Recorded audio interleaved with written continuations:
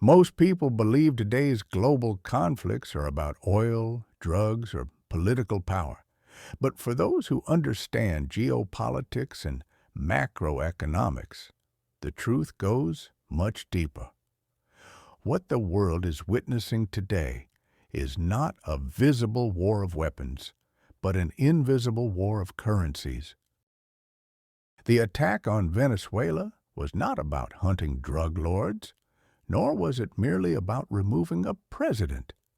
It is part of a far larger global strategy, preserving the dominance of the U.S. dollar in a world where alternative currencies are beginning to rise.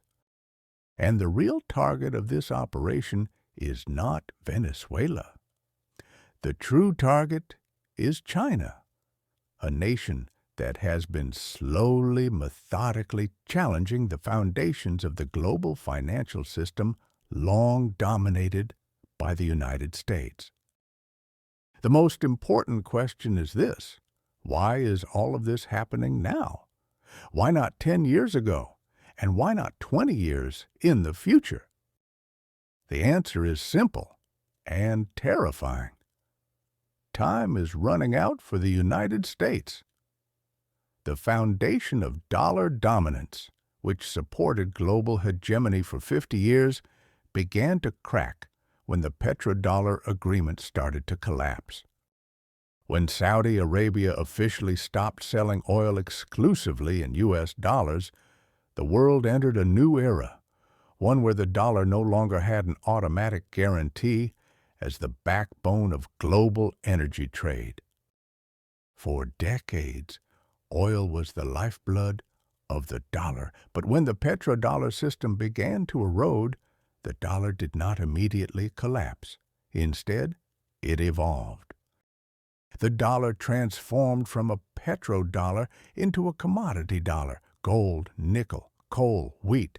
Almost all global commodities are still priced in dollars, not because of law, but because of systemic dependence. This is the greatest systemic trap of the modern world. No one is forced to use the dollar. The world is trapped because it already does. The shift began when nations dared to ask a dangerous question: why must we trade using a currency that is not our own? Russia and India began buying oil without dollars. Transactions moved to the yuan. This was not symbolic. It was structural. As a result, Russian markets are now flooded with Chinese products. This is not marketing strategy. It is the logical consequence of currency realignment. Venezuela is not just an oil-producing nation. It is a real-world laboratory for China's currency experiment.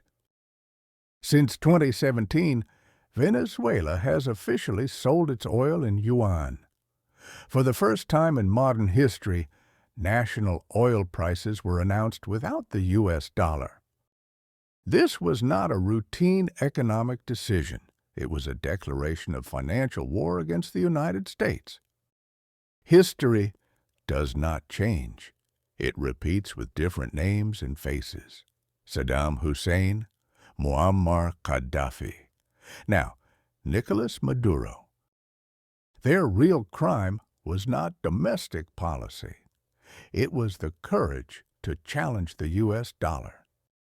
Gaddafi merely proposed a gold-backed African dinar, and Libya was destroyed.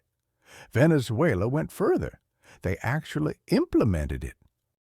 America's most successful export is not iPhones, fighter jets, or technology.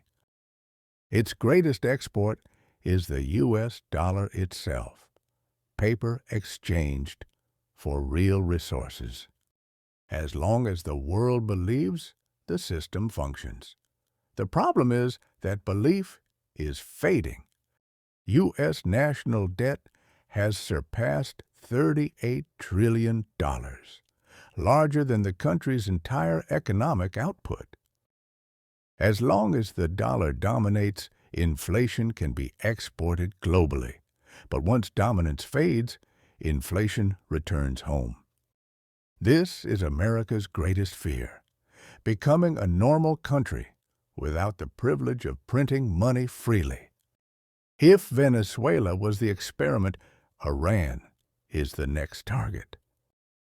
If Iran collapses, China's energy lifeline is disrupted, and if China is disrupted, Asia becomes the next battlefield. ASEAN nations will be divided. The South China Sea will become a weapon. This is not conspiracy. It is the logic of power. When an empire begins to lose its currency, it will do anything to survive. The question is no longer whether conflict will expand, but who is prepared and who will be the next casualty.